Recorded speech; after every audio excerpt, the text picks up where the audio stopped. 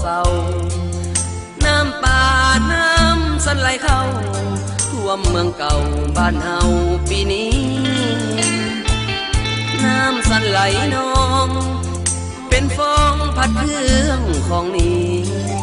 พี่น้องเดือดร้อนเต็มทีฟองน้ำตีพัดบ้านเมืองเฮาน้ำสันล้นฝั่งไหลหลังท่วมเฮือนท่วมศาลพี่น้องเหมือนถึกประหารน้ำท่วมบ้านปีนี้แห้งหลายเข้าของเครื่องใช้เข้าหน้านานถึกเสียหายหัวควายจำต้องมาตายแทบสิ้นสีวายกับสายนาทีน้ำท่วมเมืองเก่าไหลเข้าวัดธาตุนาแหน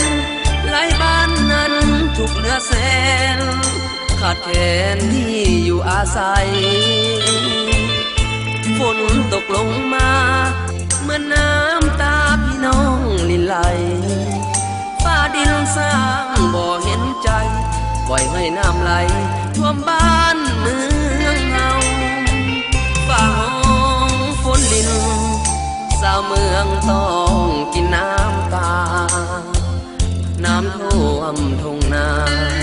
นาว่าเป็นแกงฟองฟันขอวอนเทวานาคาจงช่วยคุ้มกัน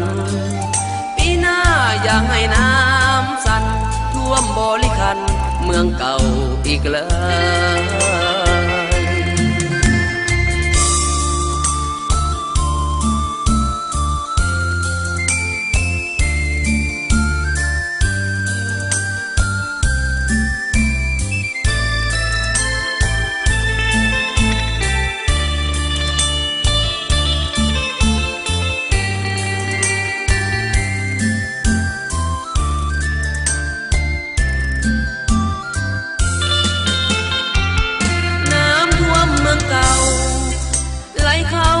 วัดธาตุนาแห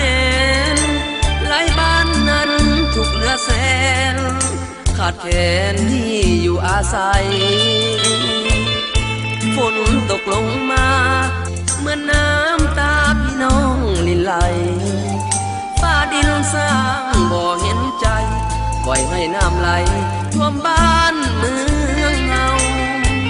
ฟ้าห้องฝนลินสาวเมืองต้องกินน้ำตาน้ำท่วมทุ่งนานาว่าเป็นแกงฟองฟันขอวอนเทวานาคาจงช่วยคุ้มกันปีหน้าอย่าให้น้ำสั่นท่วมบริคันเมืองเก่าอีกเลย